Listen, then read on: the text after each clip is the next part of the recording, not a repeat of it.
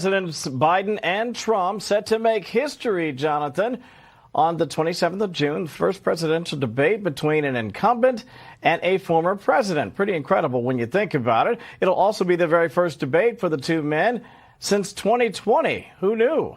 And if the old adage, it's the economy, stupid, wins the day once again, well, former President Trump is solidly positioned, to say the least, with nearly, wait for it, 7 in 10 Americans calling the economy only fair or poor right now under the Biden administration. By the way, what's more, nearly 6 in 10, 56%, say they're openly pessimistic about the economy under President Biden. Meantime, ahead of the big showdown, the president will retreat to Camp David for, debate prep, while the former president will conduct a big rally over in the city of brotherly love, Philadelphia, over the weekend. And speaking of the former president, he'll also get the final word at the debate, as Jonathan pointed out, while President Biden, who actually won the coin flip, will get to stand screen right by choice.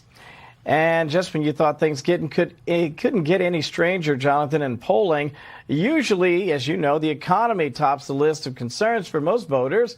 Well, not so, according to the latest Fox News survey. A large number of Americans apparently are more concerned with the, quote, future of democracy. Bottle Angelo, $2.50, Bali Q, $75, 2 bottles of Trend, $75 each. But just need the juice and you're all right then, right? I'm just gonna get big and strong. Yes, you are, my friend. Later that same evening.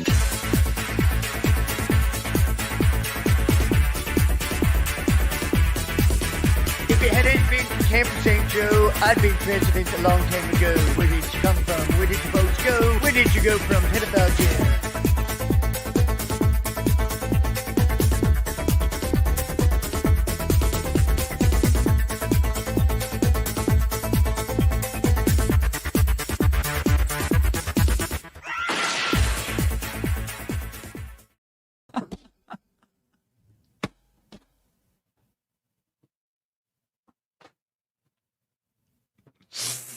It's Friday.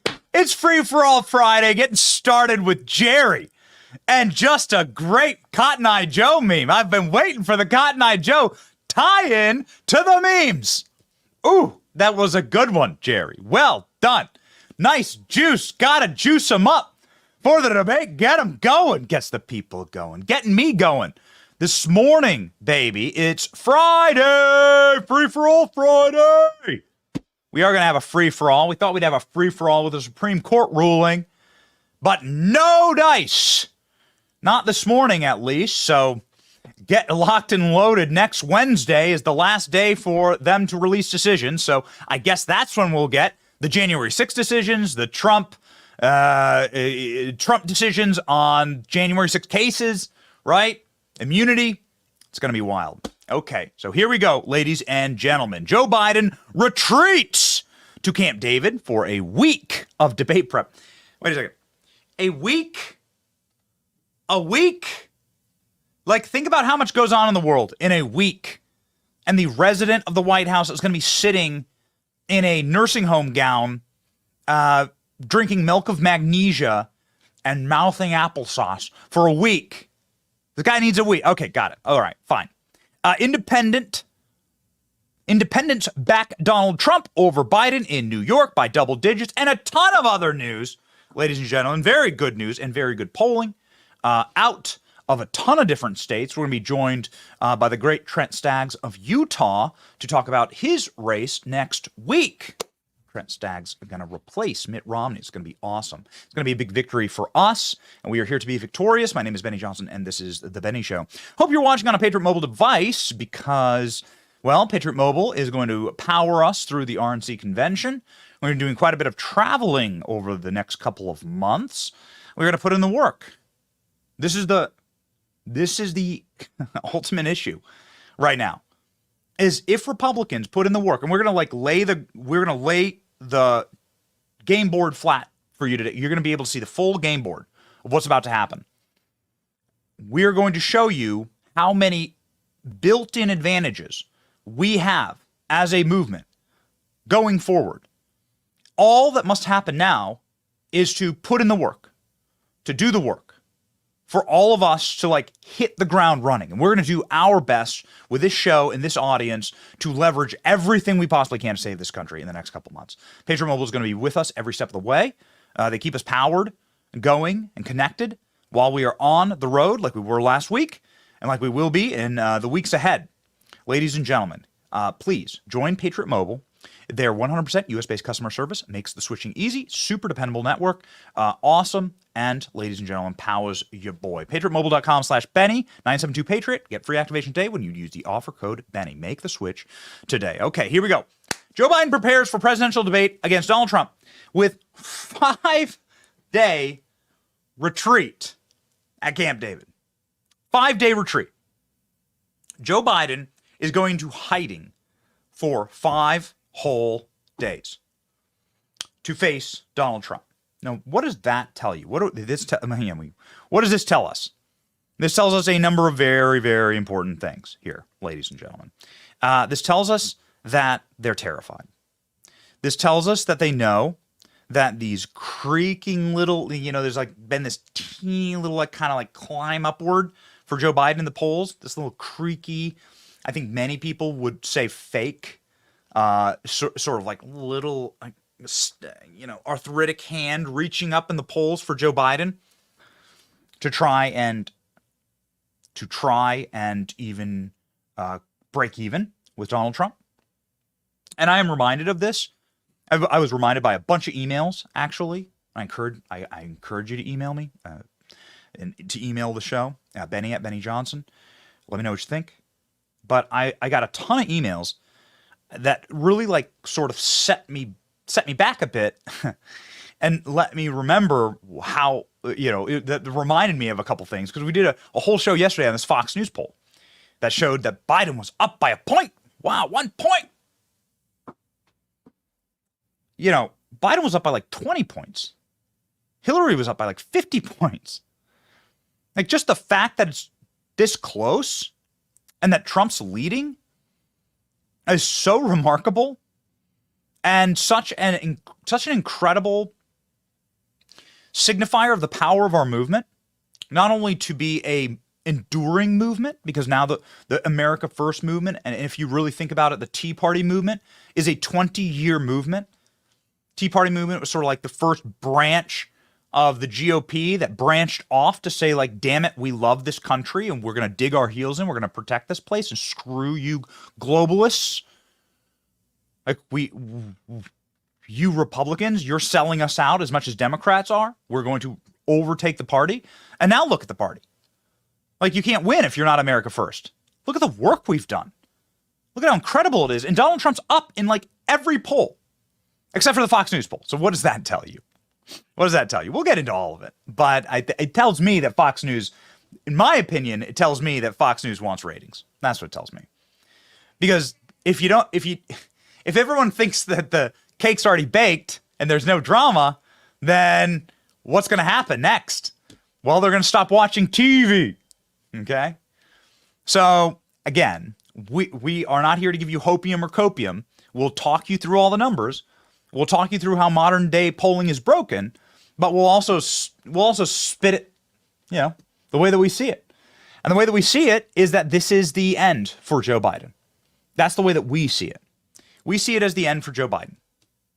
Now, let's wrap up an entire week of reporting here really nicely here. Let's lock it all in. And by the way, if you're a Tea Party member, if you started with the Tea Party, shout yourself out in the comments. Okay? Shout yourself out in the comments. I want to see this chat rolling.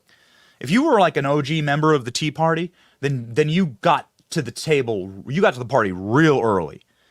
Because that Tea Party movement, remember Trump used to speak at Tea Party movement? Hey, Alex, can you find me some like very early Donald Trump speeches?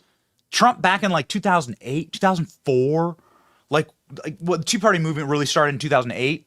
Trump's been sort of dipping his toes into politics, very little, in like the 80s, a little bit 90s, do the Oprah's show, right? Talk about running for president on Oprah in the 90s.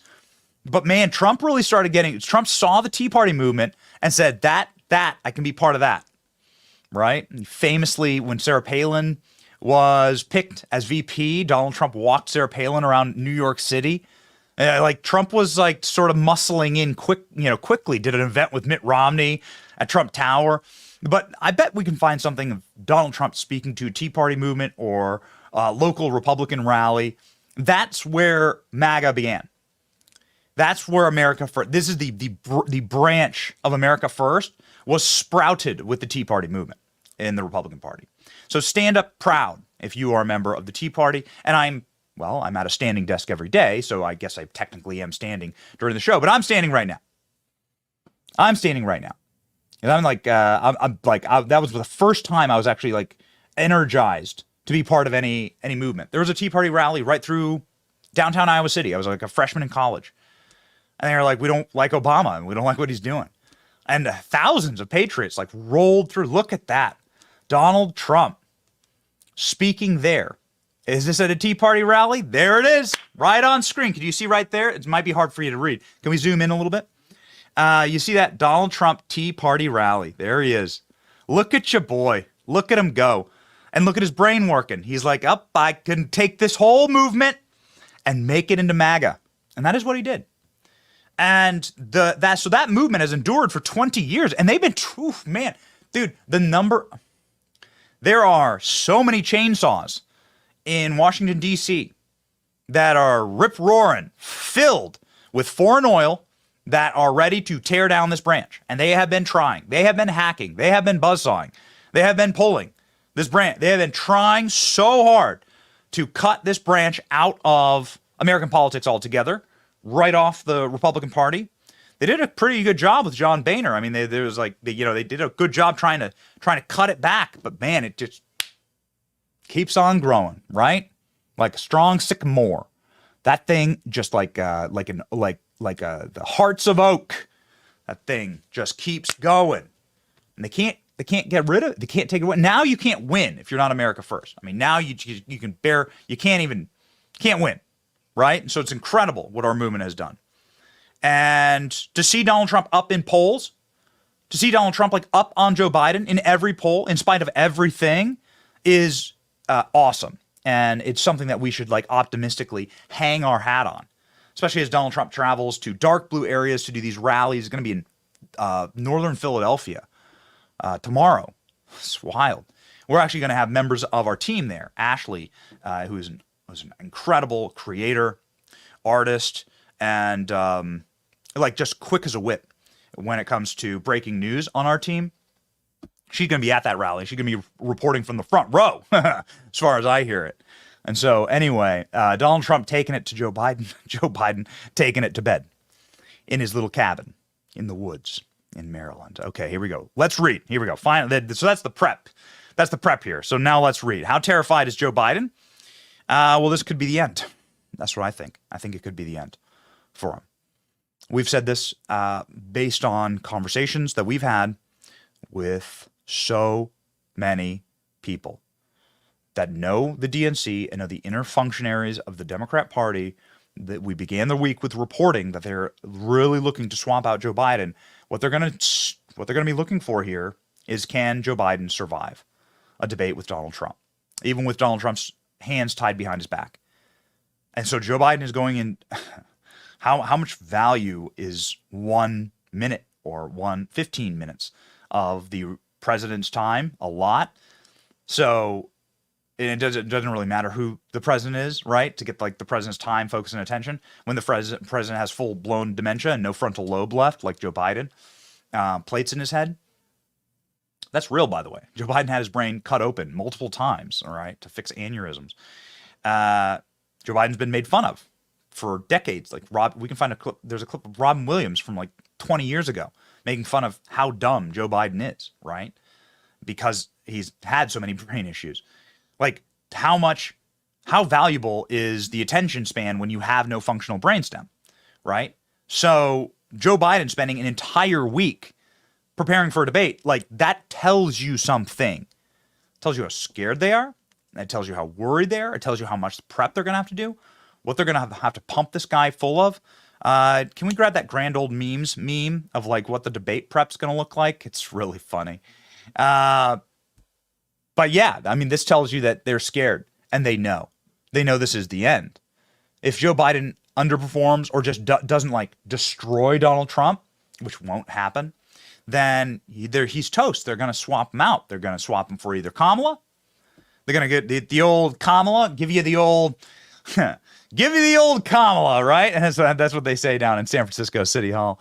They're gonna give us Kamala. They're gonna force Biden to resign and try and get this historic honeymoon moment with the first black female woman hyena, half hyena president. Because there's no other explanation for that cackle. There just really isn't. And then they could hope, right, that she can get one over on Trump.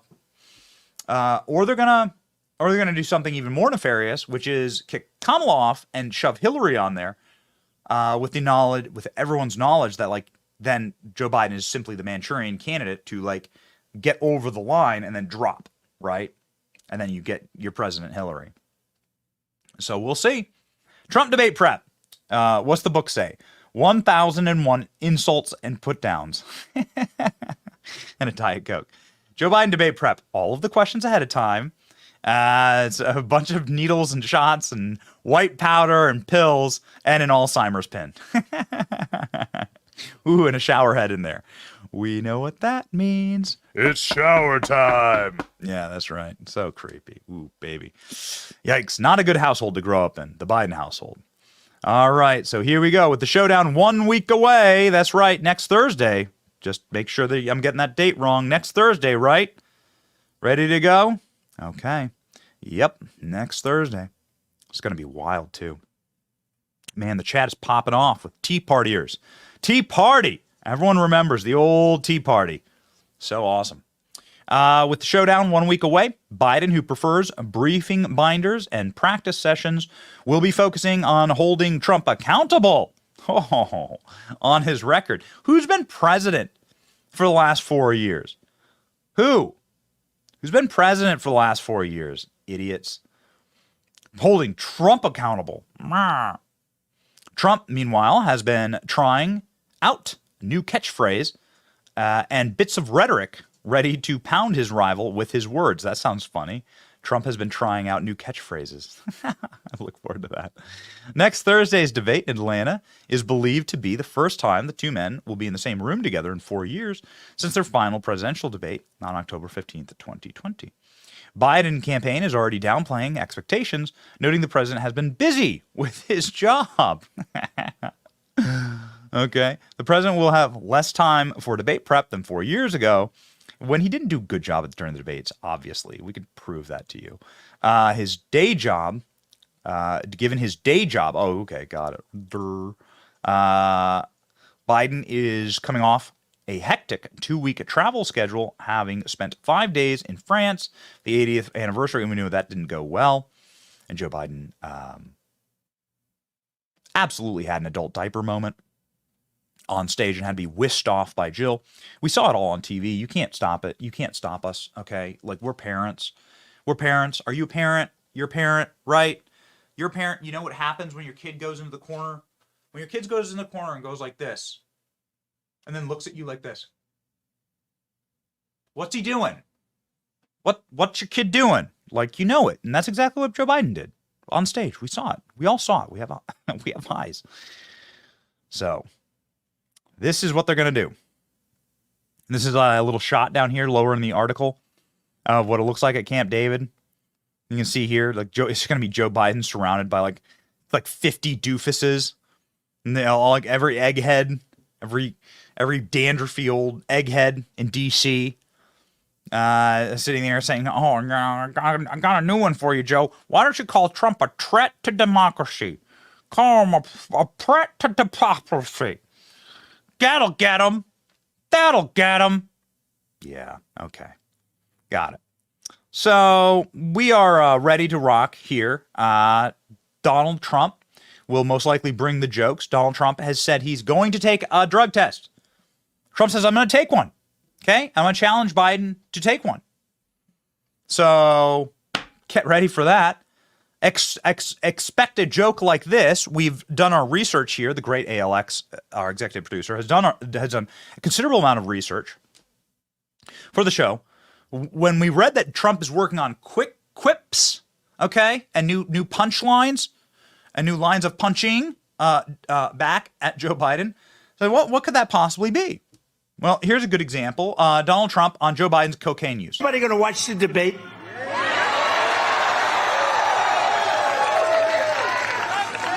He's going to be so pumped up. He's going to be pumped up.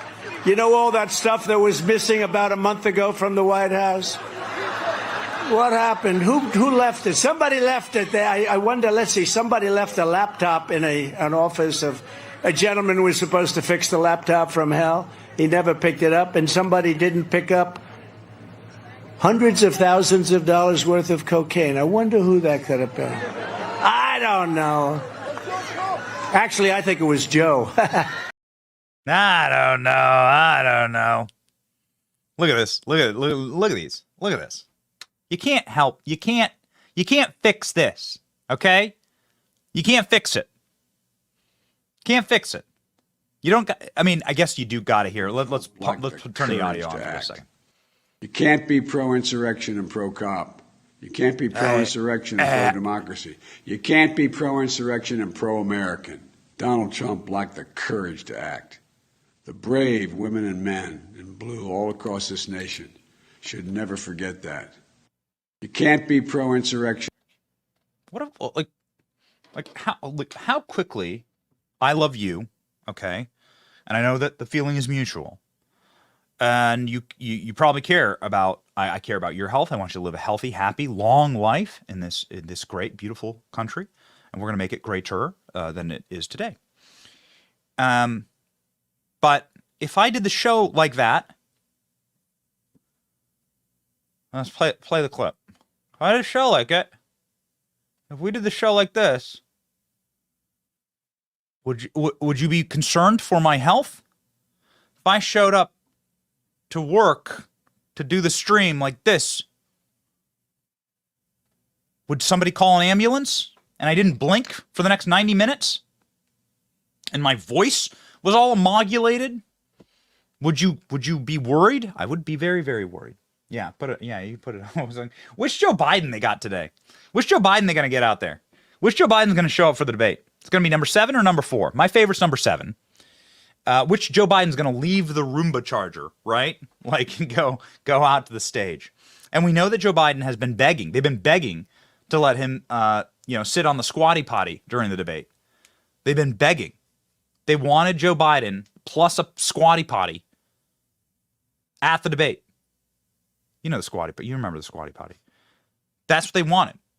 The Joe Biden campaign's like, we're going to sue you to make sure that Joe Biden can sit, right? Like a dog during the debate. They wanted him to sit. It's too long of a debate. I think it's like 90 minutes. I think there's no commercial breaks. I'm pretty sure about that. Hey, Alex, do we have like a nice big fat list of like the debate? Yeah, we do have the debate rules. Okay, right here. So it's going to be 90 minutes, no commercial breaks. And Biden's going to have to stand, I guess, the entire time. And presumably that means Biden will be on camera for 90 minutes. And we haven't seen that in a while.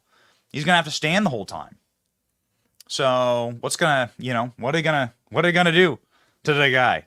What are they going to pump the guy full of? What is your guess?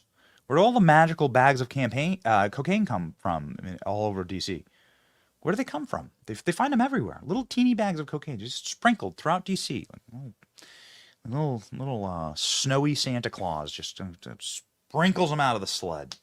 Where do they come from? This is like a trend I'm noticing. Will Joe Biden be able to stand for that long? How long will the pocket catheter be that Joe Biden will be using? Will it stretch backstage? Will you see like a little yellow line, tube all the way backstage? Jill back there furiously pumping? You don't know. No one can know. There's going to be no commercial breaks. So we're not sure. And if they try and switch out Joe Biden from the Roomba charging stations, right? If they're like, number 7, get out. You're done. Quick. Number 2, get out there. Right? It's going to be really hard to do that without a commercial break. It's going to be really hard. We'll see. We'll see. Where are they going to go? Okay. All right. Enough having enough having fun. So even the libs are saying, dude, you're finished here. This is the Obama guy. Remember, like Van Jones is the voice of Obama. This is like a personal threat. Go. This is the entire election, as far as I'm concerned. The entire world will be watching. If you are a carbon-based life form, you're going to be watching. If you've got a functioning brainstem, you're going to be watching. Because if Biden goes out there and messes up, it's game over. If he walks out there and a week later he's lower in the polls, it's panic in the party. But if you Okay. So if you are a carbon-based life form, you're going to be watching.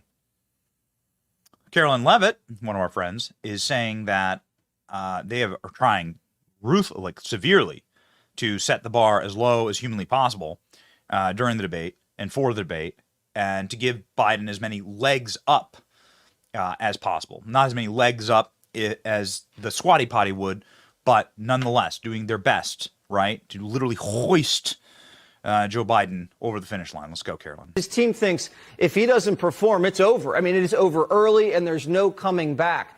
Does the former president, Donald Trump, feel that type of pressure?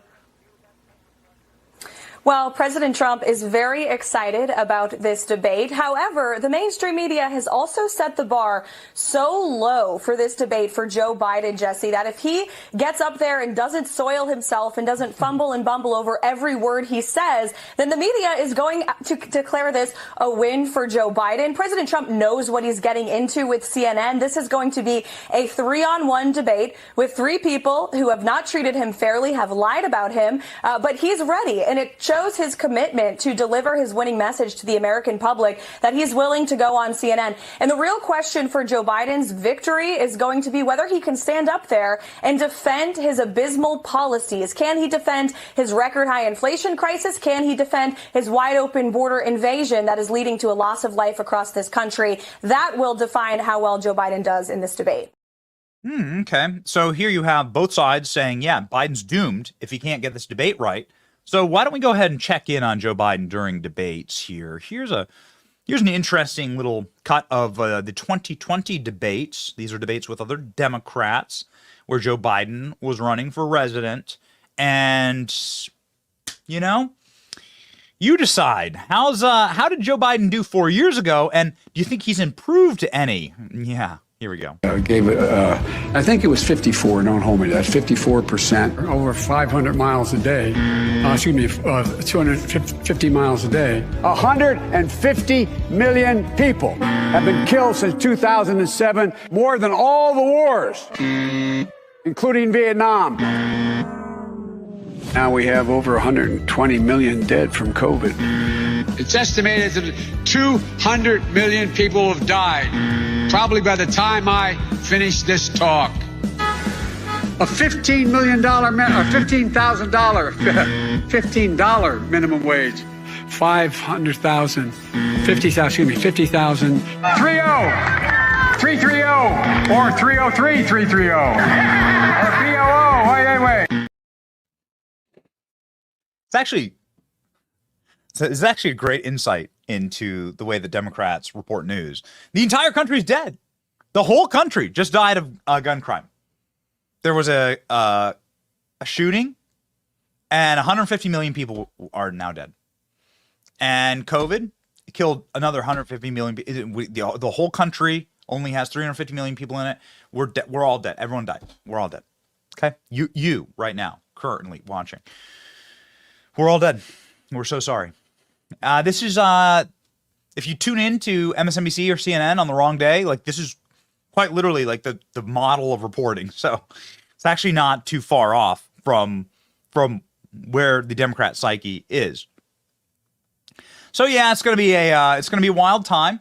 Somebody who I hear is doing a bit of debate prep with Donald Trump is Vivek Ramaswamy. Vivek, shooting from the hip, talking about what that debate's going to mean and what the strategy is going to be. Here we go.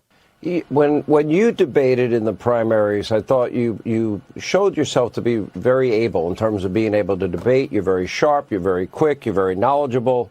And Donald Trump is going into what I believe, and you can disagree with me if you want, a 3-on-1 situation. The rules are certainly in Biden's favor. They're going to mute his mic. They'll probably interrupt him every time he speaks. What advice would you give the president? And do you think that out of my mind when I say that we should probably expect the return of Jacked Up Joe, the guy that we saw at the State of the Union? I don't think that's crazy to think at all. I do think a drug test is fair game. The American people deserve transparency. There was cocaine found in the White House earlier this year, after all. And I'm only saying that half jokingly, Sean. The reality is this going to be a fair fight? Of course it's not. The reality is this going to be 3-on-1? It is. I think the American people can see through that. So up there, is it going to be a little bit uncomfortable when you have the two moderators as though they're just debating with you from CNN, after all, along with Joe Biden on the stage? Yes, it will. But my advice to President Trump, and I'm fully confident that he's prepared to execute on it, is to just be himself. Be honest with the American people who now see through those mainstream media tricks. Fool me once, shame on you. Fool me twice, shame on me. Americans understand that, and they're not about to be fooled again. Okay, great, good. Bring in Vivek for debate prep. Do it.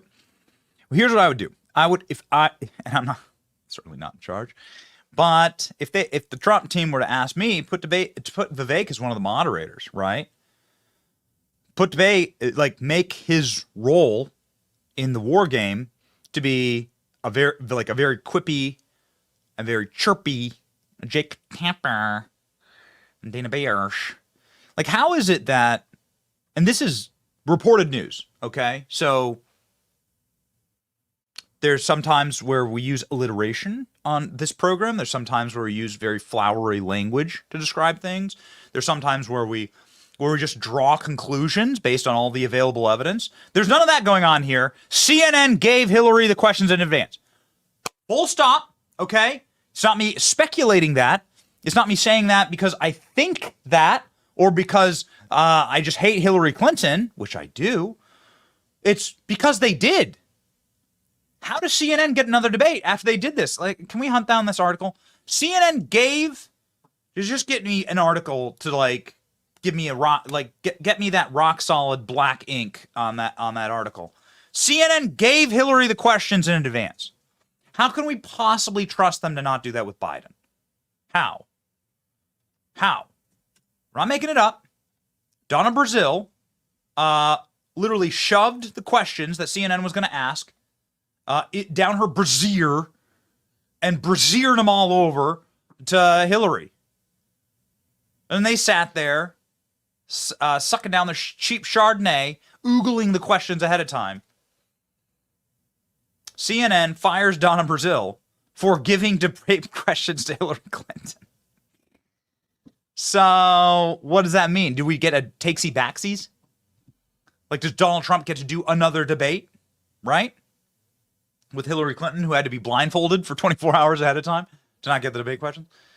How are we to trust this network? How are we to trust the network when the host of the host of the debate is the way he behaves on camera is like somebody who's in a straitjacket, right in the corner of a room that has cushions on the wall. He's rocking back and forth, and he keeps mumbling to himself, "Orange man bad, orange man bad, orange man bad." How are we supposed to trust that guy as a debate moderator?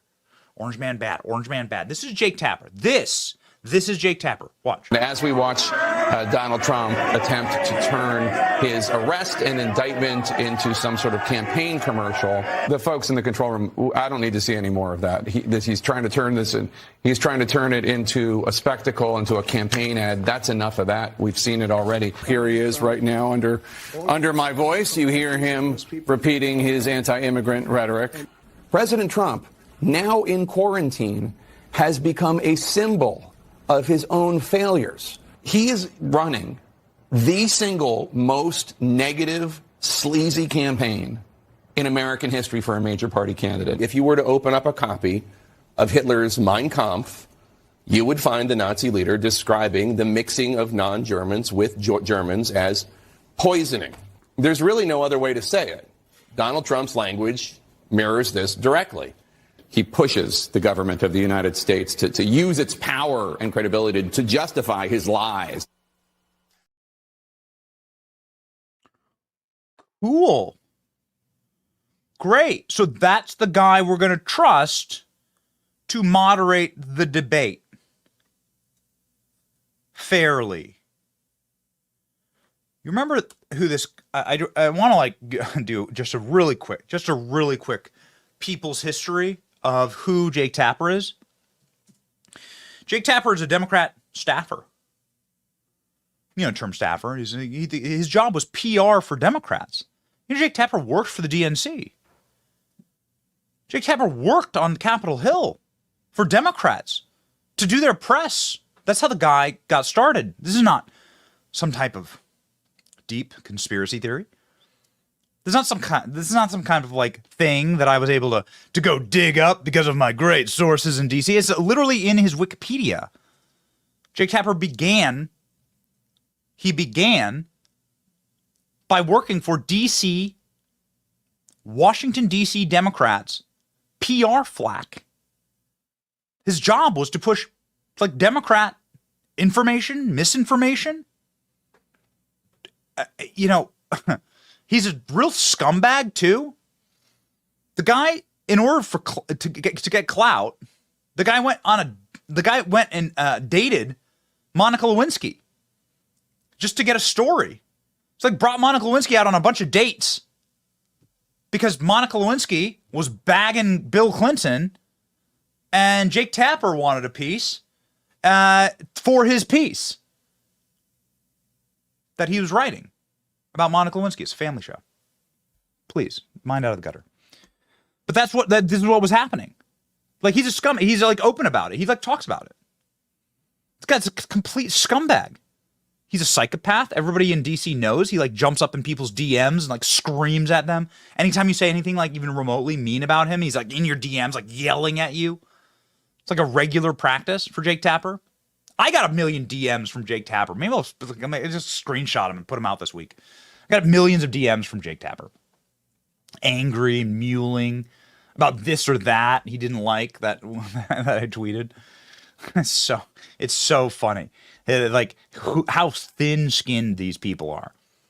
These people are thin-skinned. These people are like if you took a vampire and you put them in the Mojave Desert wearing a G-string and you watch how quickly they'd fry. Like they just translucent, these people. So, yeah. This is who Jake Tapper is.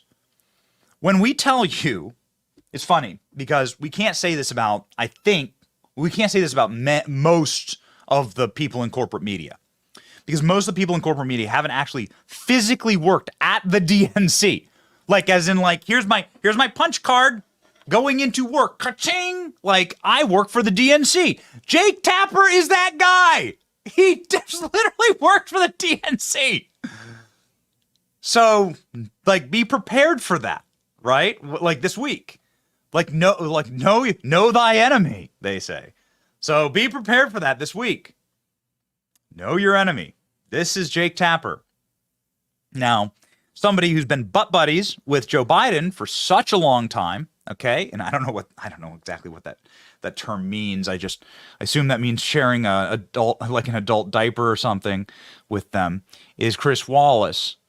Chris Wallace is that limp-wristed, mewling, whiny, pedantic, privileged Nepo baby who has no actual talent and who has the neck of an orangutan, and he is somehow like given some type of prestigious place in Washington politics because he decides to, spend his nights in hot tubs with politicians, drinking champagne and talking about all their deepest secrets. And that is how DC works, quite literally. And Chris Wallace was also given the opportunity to be Joe Biden's best friend, butt buddy on stage during the last debates. This should have never happened. This should never be allowed. This kind of stuff, it's so rigged against us. Why do we allow it? Why do we allow it? I don't know. If I were in charge, I wouldn't. I would say you're joking, right? Like the guy who was at Joe Biden's wedding, like these guys who've like been best friends their entire lives. Like these guys, we're not going to allow these guys to like be the debate moderators. I have a fix for all this, but you know, we'll wait a few years. We'll see how big the show can get, and we'll see if we can actually like change things. I have a fix for all this, but I'll show you. Here's exactly what happened the last time that somebody who was like Joe Biden's best friend, big time vicious anti-Trump hater, got a chance to moderate the debate. Expect a lot of this on Thursday. Here's Chris Wallace doing the debate for Joe Biden, right? Joe Biden just gets to sit over there on his Roomba charger with his 7-mile-long pocket catheter. And Chris Wallace just debates. Joe Biden doesn't even have to show up. Chris Wallace can just sit there with his little limp wrists and being like, no, Mr. President. And here we go. Mayor of Moscow's wife gave your son $3.5 million. What did he do to deserve it? What did he do with Burisma to deserve $183,000? None of that is true. Let him answer. None of that is true. Oh, really? Totally, Mr. President, totally, Mr. President, please. Totally discredited. Totally discredited. And by the way, well, wait, he didn't get $3.5 million, Joe? Mr. Vice, he got $3.5 million. That is not true. Oh, really? Mr. President, it's an open discussion, please. Now, it's a fact. Well, you have raised an issue. Let the Vice President answer. Discredited. Did Burisma pay him $183,000 a month with no experience in energy? Mr. President, my son did nothing wrong at Burisma. I think he did. Mr. President, let him answer.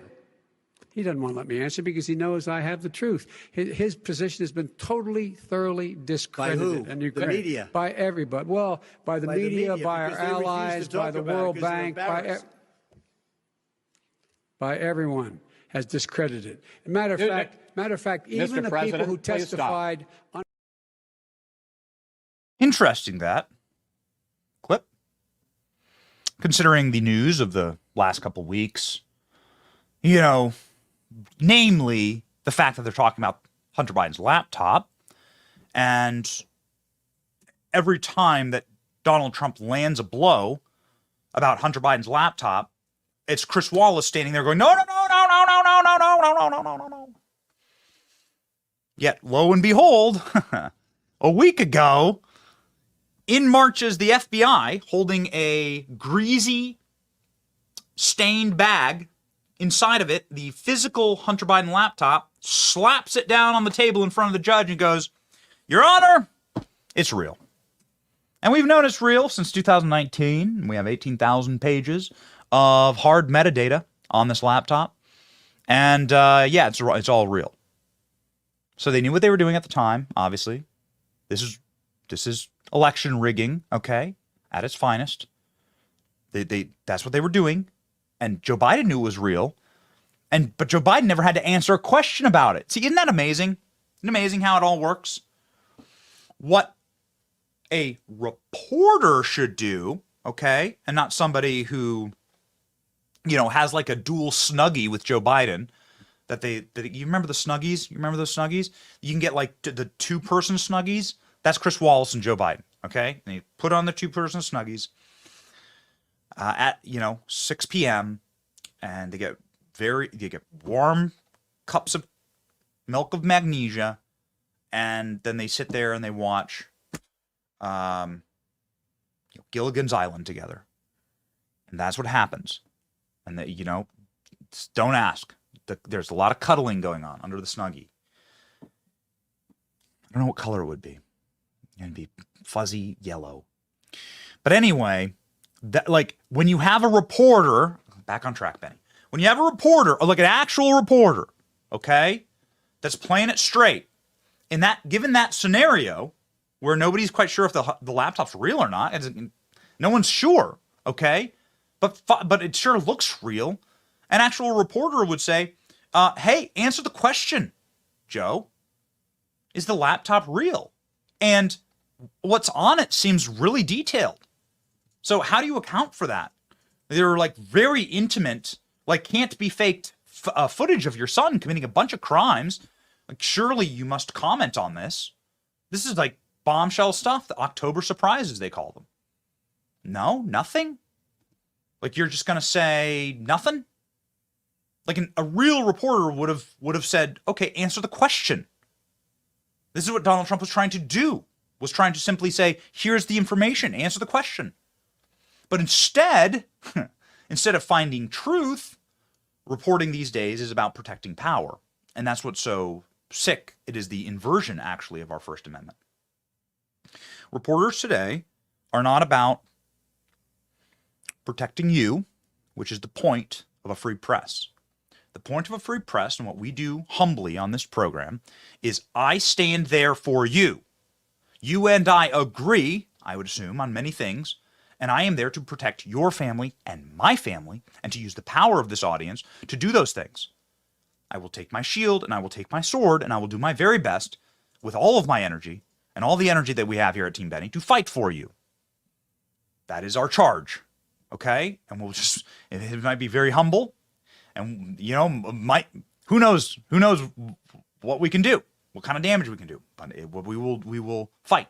We have the same motivations you have. We just want to protect this place for our children. That's it.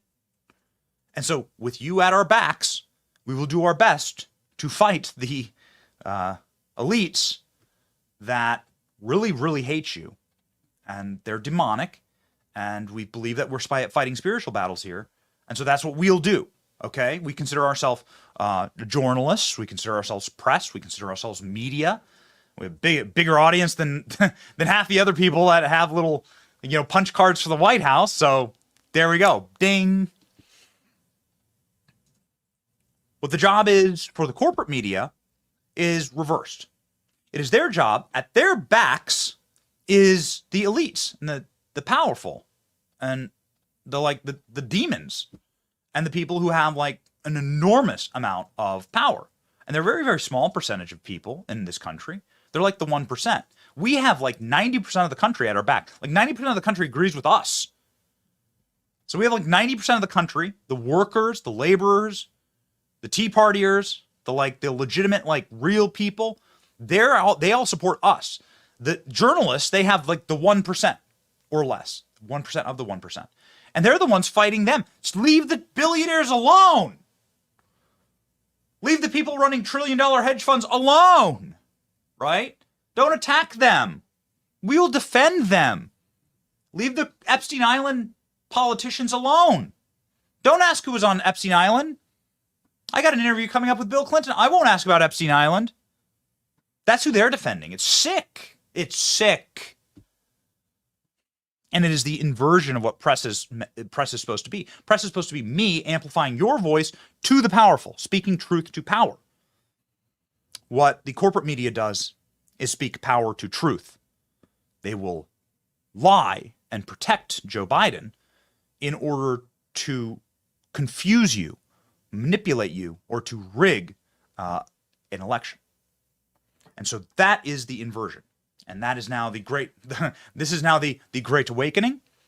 And this is why we're so very excited, ladies and gentlemen, for the growth of this audience, obviously, and for the power that we bring to the table. Because it's going to be a really fun battle. And as a happy army, happy warriors, we can really do some damage. It's fun, We can actually help write the history books here. And there was, I have a treat for you, because ALX, we call him ALX AI, because he's just able to snap these things together. And again, joining us in just a moment is Trent Staggs. Going to be awesome. He's going to take Mitt Romney's spot in the Senate just to show you how powerful this movement is. But the extension of this movement, ladies and gentlemen, Donald Trump speaking at a Tea Party rally. We had a photo of it, but ALX was actually able to find a nice video clip of it. Klein, we got that sucker ready? Okay, here we go. Here's a treat from the year. I don't know what year this is. Campaign 2012. Sorry. Here we go. There it is. Campaign 2012. Here is Donald Trump at a Tea Party rally. Just wild, man. This is rolling up on 2-decade-old clip, right? Just to show you how long Donald Trump has been in your corner. Let's go. You know, my second home is right down the road in your little competitive community called Palm Beach. You know that, right? I love Florida. I love it. I'd like to thank, first of all, the South Florida Tax Day Tea Party. The opportunity to address this group of really hard-working, incredible people is my great honor, believe me. You know, over the last period of probably 6 months since I started thinking about this, I've been asked so much about the Tea Party by reporters, by people, by a lot of different folks. And I've come up with a very truthful but very standard answer. They're great. They're great because they made Washington start thinking. Both Democrat and Republican, but they made Washington start thinking. So I just want to thank you all. I mean, it's fantastic.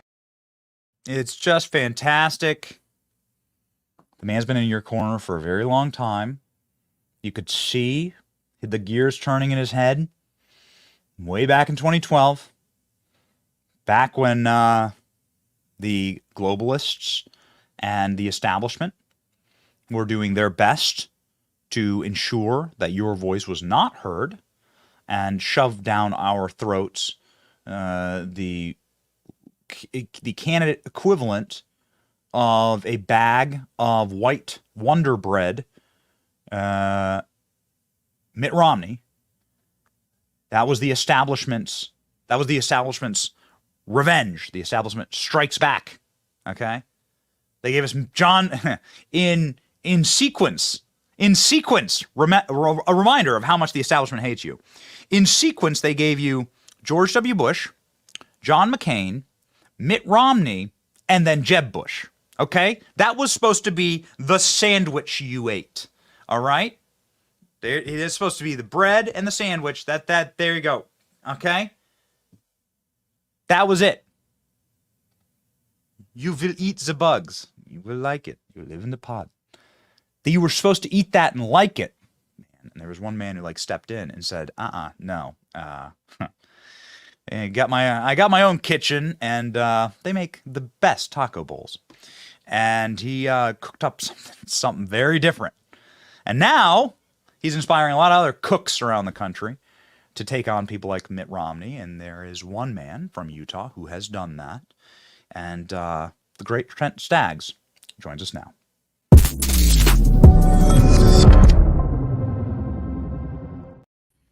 Hey, Mr. Mayor, how you doing? Hey, we're doing great, Benny. Really good to be on the show again. And I really appreciate it. Just the power of your audience, this movement that you've got. We've been talking for a little bit now. It's been over a year since I announced my candidacy to replace that establishment swamp creature, Mitt Romney. And, we've got to finish it here in just a few days. He's got his handpicked successor, Mitt Romney 2.0, that he wants to push across and prop up. But we got to prevent that from happening because, as you so aptly stated, the establishment hates you and I. They hate us, and we can't continue just putting establishment figures in there. We're not going to get this country back on track. Yeah, no. So give us the state of the race. How's it been going, man? It looks like next week we're ready to rock, right? That's right. That's game time. Yeah, Tuesday is it, June 25th. We came through the convention. We won 70% of the delegate vote. We got the endorsement of President Trump that morning.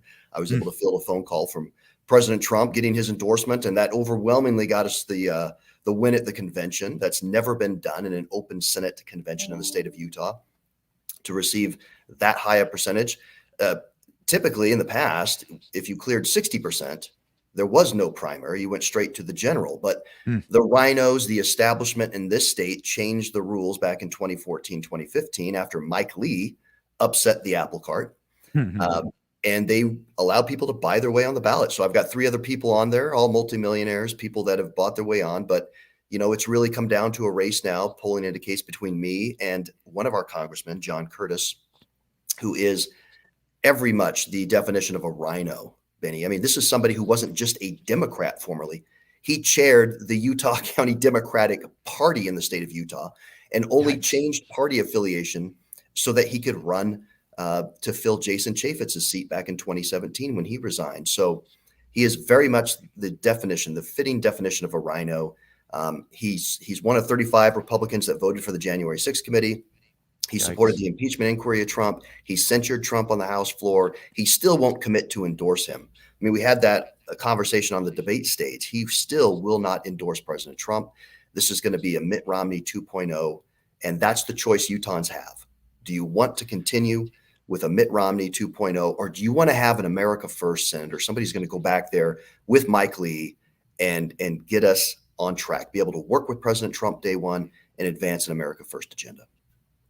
Just incredible. I mean, the guy is effectively advocating to vote for Hillary Clinton in 2016. How is it even possible that somebody who is, I mean, we have the receipts up on screen here. How is it even possible that the GOP establishment even consider, I mean, they must be so embarrassed. It's so embarrassing. They must be so desperate to defeat you that they'll like go with this ham sandwich. Yeah. What a mess. It is a mess, and how it's possible, sadly it's money. We've seen John Curtis be propped up by around $10 million in PACs, mostly climate change. These are climate change mega millionaires that are supporting his candidacy because he chaired the climate caucus. He is somebody, not only is he anti-Trump and won't support President Trump, but he chairs a climate caucus in the House, and he wants to advance a climate agenda. Whereas I'm somebody who is supported by the Oil and Gas Workers Association. I took an energy company public. Look, I want energy dominance. So, I'm supported by everyday Utahns, everyday Americans. I've got over 7,000 individual donors to my campaign here. And John Curtis, on the other hand, is supported by lobbyist, mega millionaire climate change donors. And that's the choice that Utahns have. Yeah, good. I mean, it's like nice to have such clear-cut lines. So this is really important. Are you going to get any thing else with the president? I know that the president is very, very popular in Utah. I know that he doesn't want Mitch McConnell to have a win here. Do you have any indication that Mitch McConnell is supporting? Is Mitch McConnell like putting money? Is Senate leadership putting money into this race against you? Yeah, it wouldn't surprise me. I haven't checked all the these various PACs. You know, sometimes it's difficult to know where the money's coming from. We do know that there's a climate change activist that's put in about $5 million in these PACs. This Jay Faison out of North Carolina. But I think he is definitely the establishment pick. You know, he's in Congress. He's added trillions and trillions to the debt. He's somebody that supports Ukraine funding. You know, we could go on and on. It's not somebody that we need in the United States Senate. He is undoubtedly a swamp creature. He's also somebody that has profited from his position in Congress. But I've called out on the debate stage. He got very angry and he threatened me after the debate, said that's going to cost you. And sure enough, they spent millions in attack ads on me now. But I called out the fact that he has got a very successful record of well-timed stock trades. I mean, this is somebody who he's made millions and millions. He's right up there with Nancy Pelosi. He's one of the top traders in Congress. And I have put forward a contract with Utah last fall that said 7 points. Number one, I want to ban the trading of individual stocks for members of Congress and their families. I think it's wrong. I don't think, we allow referees to bet on the ball game. So we shouldn't allow members of Congress to trade stocks, oftentimes in industries or with companies over which they're on a committee. And this is wrong, but he has profited handsomely from this over the years. So what does the future look like for Utah with Trent Staggs as a senator? Well, this is what's so important about this. This is a once in a generation opportunity. I mean, we can really dismantle any legacy that Romney may otherwise want to maintain with John Curtis in office. I mean, we will just uproot that, get rid of it completely, dismantle it. We'll be able to move forward in an America First direction with Senator Mike Lee.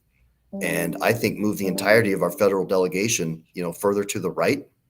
Mm-hmm. And I have committed I have committed to join that executive steering committee that has Mike Lee, Senator Tuberville, Rand Paul, who's also endorsed me, just some great, awesome, powerful constitutional conservatives that are committed to an America First agenda. That's what I've agreed to join once in the Senate.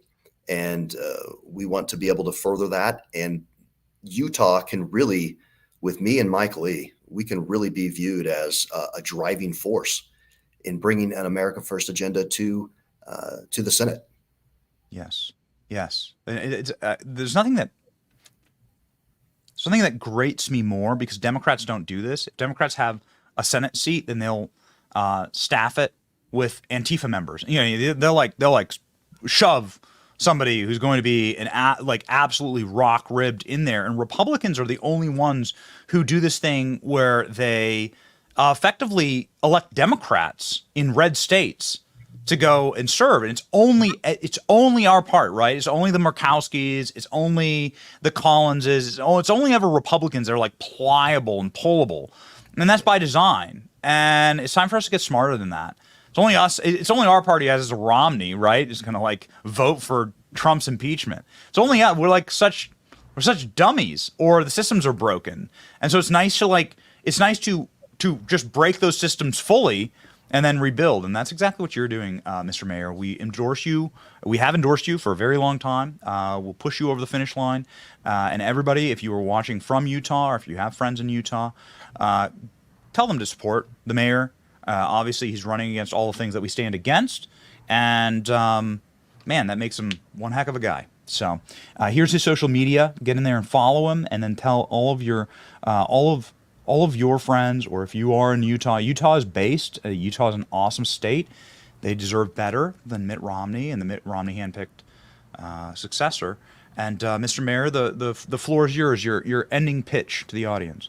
Well, I couldn't have said it better. I really, really need the support. We have been a grassroots effort. It's been amazing over the past year, and all the endorsements that we've got to include you in your show. Thank you so much.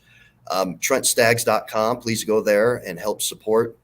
Only about 180,000 registered Republicans out of 975,000 in the state of Utah have voted yet. We had ballots go out, early voting by mail. Most everybody gets a ballot in the mail here in the state of Utah. But June 25th is it. So we expect hundreds of thousands of people to come in and vote over these final days and on election day.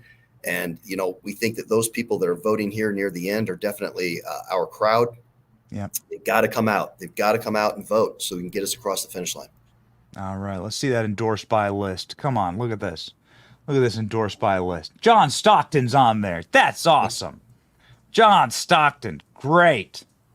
Want to see John Stockton. That's right. I'd love to see John Stockton versus Vivek in one-on-one. Okay. All right. Thank you, Mr. Mayor. Godspeed. We're with you, man. Thank you so much. Appreciate all the support.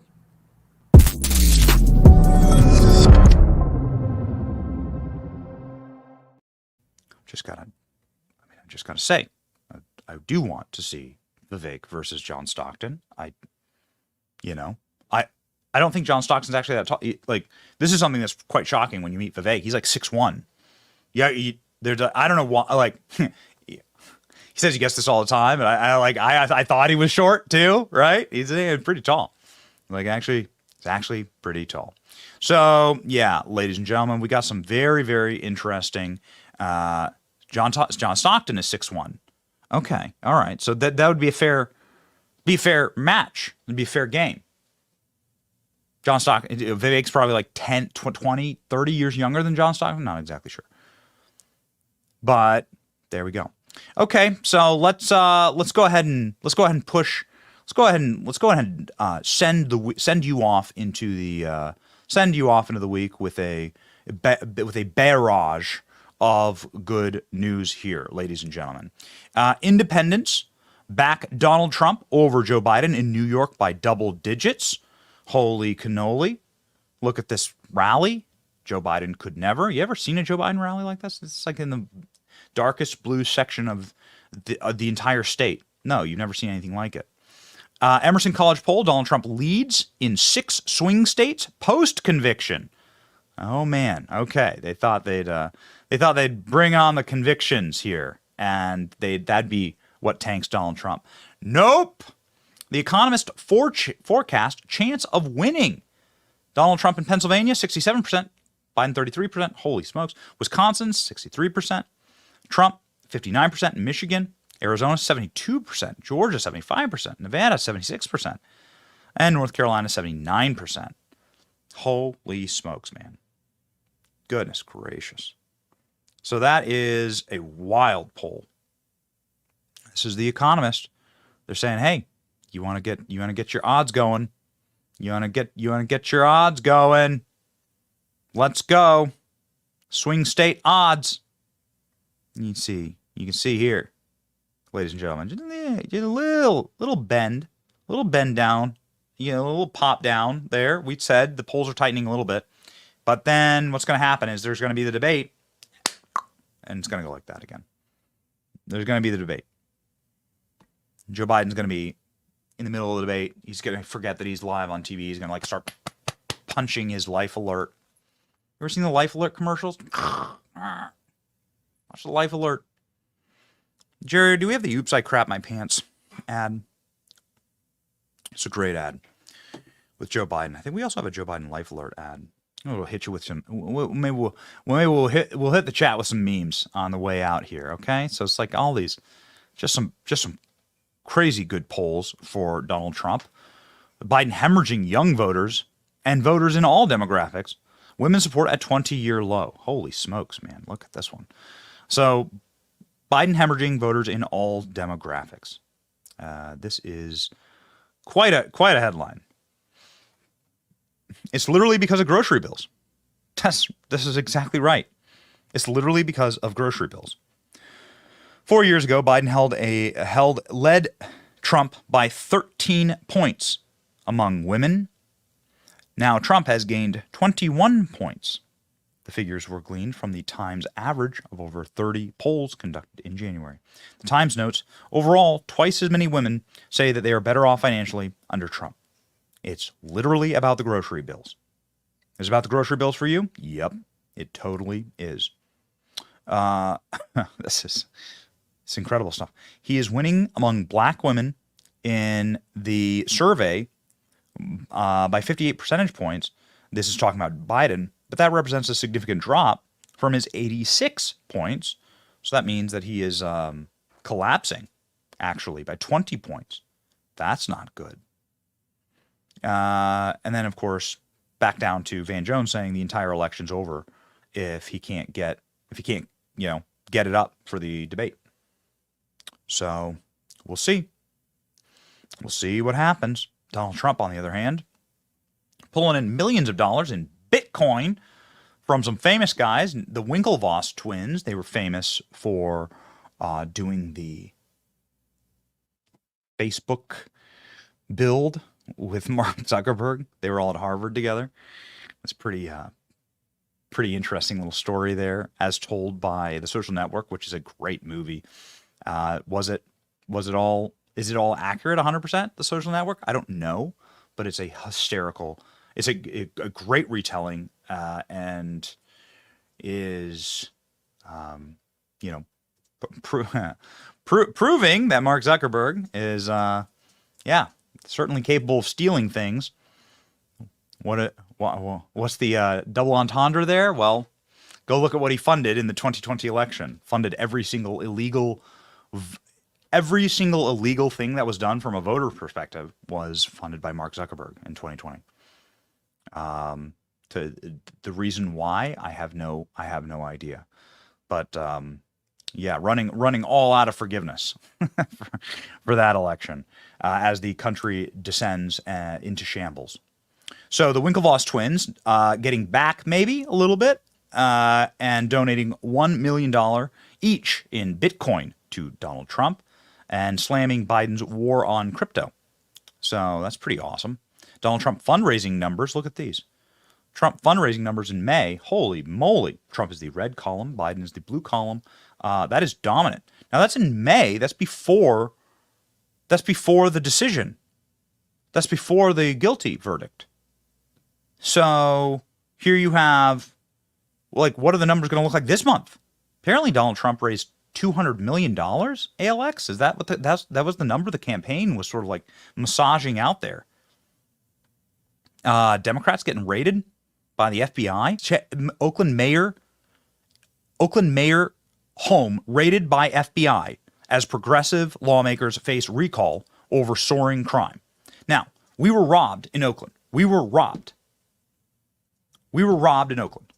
We had a minute in Oakland, and we were had our car broken into.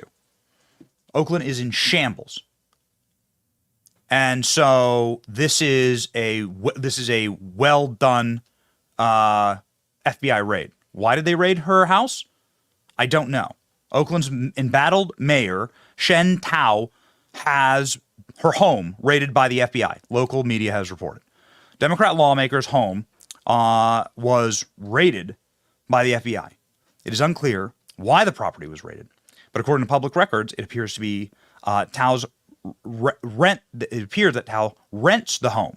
The FBI is conducting court-authorized law enforcement activity and was able to provide additional information at the time. There is apparently a family-owned Cal Waste Solutions and Recycling Company that has been investigated over laundering campaign contributions for various members of the city council, including Shen Tao's, according to Oakland Side, which is a publication there in Oakland. Sources tell Daily Mail that the mayor's first official trip last year to Vietnam was co-sponsored by the Vietnamese American Business Association. So foreign influence peddling, most likely the raid. This mayor should be raided for crimes against humanity. If you go to Oakland and you look around, that's exactly what you see. Expect major Supreme Court cases next week on Wednesday. ALX, correct me if I'm wrong.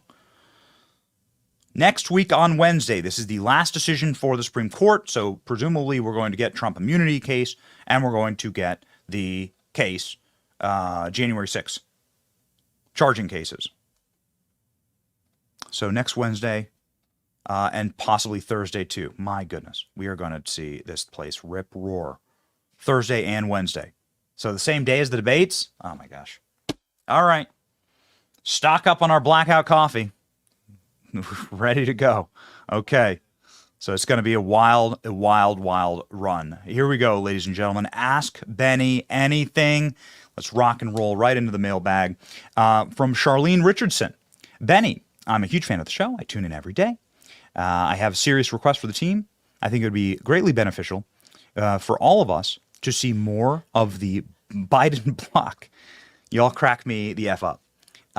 Yes, that is something that we should have actually built out, and we will build out that extended universe. We promised you.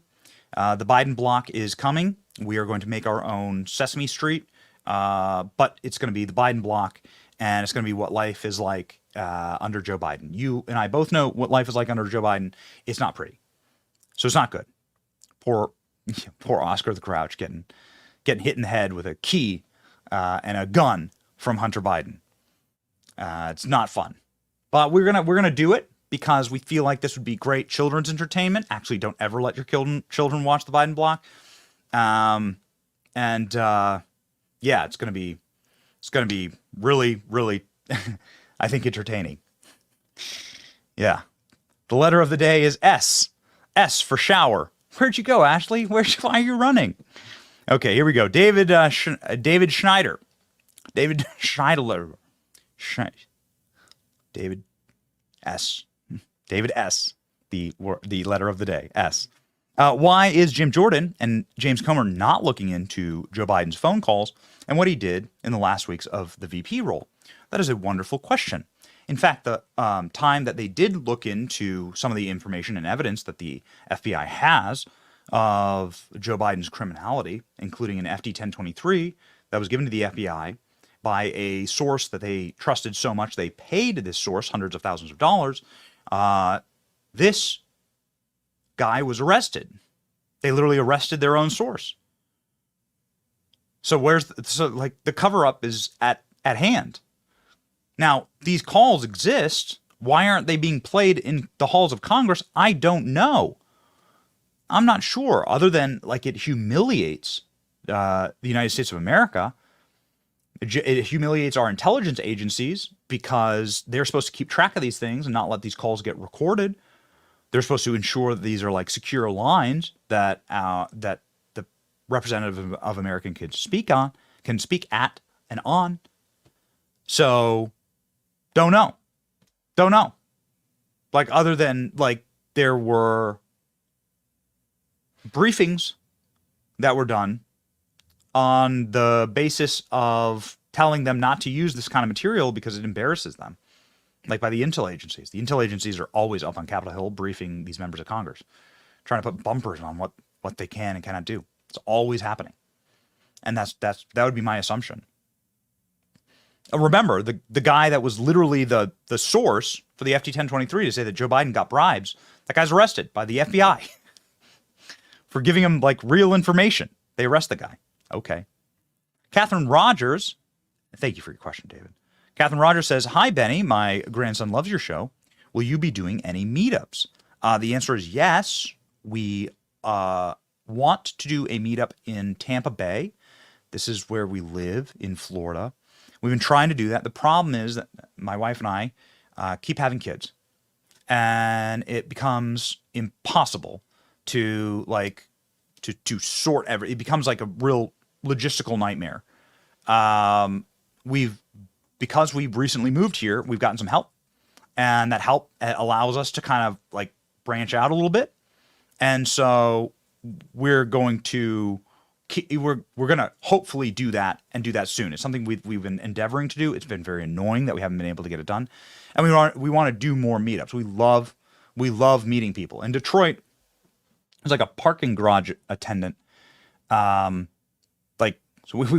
We did so many weird things in Detroit. There's like a parking garage attendant that like follows us on YouTube, and so we chat with him for like 7 minutes, and we were parking to like go to a mosque. We did man on the street in a city that banned the pride flag, right? It's a Muslim majority city, and so we're gonna go talk to we were going to go talk to Muslims, the people who were in the city, like about that, and then the residents of the city, what they thought about that. We thought that would be an interesting story. And lo and behold, the guys going into the mosque are like, "Yo, it's Benny!" Like, it's like amazing. It's awesome. We have such a strong movement. Like, it's not. It's going to sound very self-congratulatory. It's not about us. It's about like the movement. It's about the message. It's about what we represent for people. And it was incredible how the stories we heard there in Michigan, from like just talking to people on the street, just like sitting and chilling with guys in the parking lot, or like talking to the guys that are on their way into the mosque to pray, is like, like what most people want is like, well, most people want is family values and clean cities and law and order. Like, that's actually what drives the human heart, not filth and disorder. And just that simple message, unites so many people, and it's quite inspiring, actually, to see the power of our movement. One of the greatest tricks that they use to demoralize you, which is the tactic to demoralize a naturally happy and joyous people and happy and joyous movement, is to scatter you and to make sure that you're splintered off, and that you feel alone, and that you feel like you're the only guy that wants like the bums to be gone from the park and the streets to be clean and the cops to enforce the law, and for hoodlums and gangsters and for criminal aliens to not overrun your communities. Like, they want you to feel alone in that, and that like you can't stop what they're going to do. And we can stop it, actually, and we can stop it because we're like 90% of the country. Like, people who want what we want on a basic level, we're like the vast majority of the country. And so, long answer to your question, Catherine, but yes, our movement is powerful, and we are the majority. We live in a red nation with little blue specks, and nobody wants to live in those blue specks. So those are the worst places to live in the country, by every bit of data that you can tabulate. And so, yes, we want to do more meetups. And we're going to. Maybe we'll just bring the kids. Maybe we'll just set up like a little play place, or we'll do meetups where there's like a playground. They just go. We don't do iPads in the family, so playground the original iPad, right? To like make sure your kids are happy and doing something. So there we go. That is the answer, ladies and gentlemen. If you wish to ask questions of our guests and be a rolling part of this community that keeps us going, then please join the Benny Brigade today. It is an annual membership.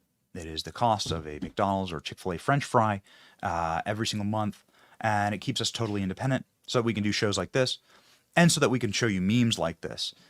Here, ladies and gentlemen, is the Joe Biden meme.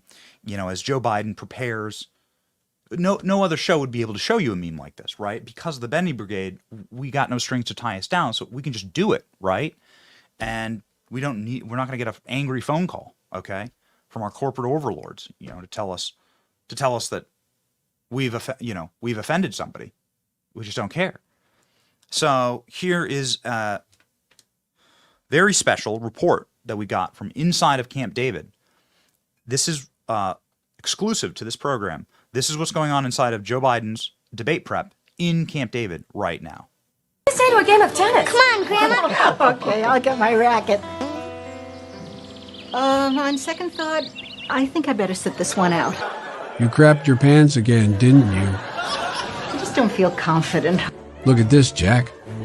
Here we are. It's oops, I crapped my pants. You see, it's got a big pad. Unlike my DOJ, these don't leak. How do you know so much about oops, I crap my pants? I'm wearing them, and I just did. Okay. Yeah. Okay. You never know. You never know. You never know what Jerry's going to come up with. But that's this show. You're not quite certain of what you got coming or going. But yeah, we got some real art. We're definitely going to play the meme to play out the show, right? The one that we had to start the show. Okay, good.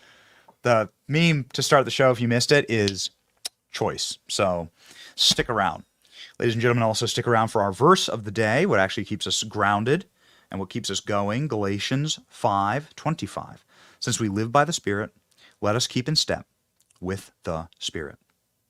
Stay in tune. Like the Holy Spirit is supposed to be something, it is something that's given by Christ to us for us to have like a sense of things and to have people call it intuition. I guess that's what if you want to call it that, but that's what it is, right? Intuition for what is right, and not what is wrong, or that guilt that you feel when you've done wrong, or you need to change something. Like a good example of that, and I'm not going to show the email, but we're doing our level-headed best to not swear on the show. I do use colorful language at times. We're trying not to swear on the show, and it's like a thing that we're going to just work on, right? Because like there's no need. Okay, we can use our own. We can use other language other than some generally recognized curses. Okay, so we're going to try our best to not swear on the show, right? Little things, little feedback like that, and you feel compelled, to make change and to better your life via the power of the Spirit. So we live by the Spirit. We keep in step with the Spirit. We keep connected to our Lord and Savior Jesus Christ, because Christ is King. And with that, that's all you really need going into the weekend to know that, because then with that knowledge, you know that our victory's already been won. There's nothing they can do to us, right? We already have a Savior who's conquered death, and there's nothing they can do. What are you going to do? You can't touch us. It's awesome. It's like the best feeling ever. It's untouchable. Okay? So it's really a great moment to be alive. God didn't put you on this planet. God doesn't make mistakes. Let me rewind here. God doesn't make mistakes. You weren't born at the wrong time. You're not in the wrong body. You're not the wrong person. Okay? God doesn't make mistakes.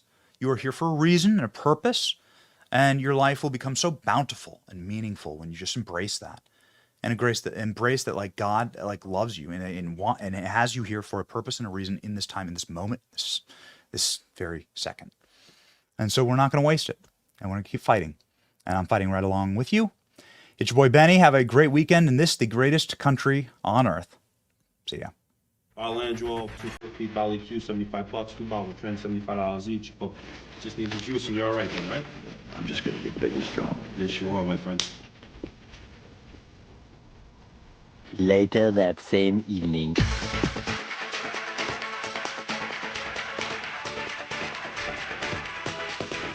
Had it been Camp St. Joe, I'd been president a long time ago. Where did you come from? Where did your votes go? Where did you go from? Pedophile jail.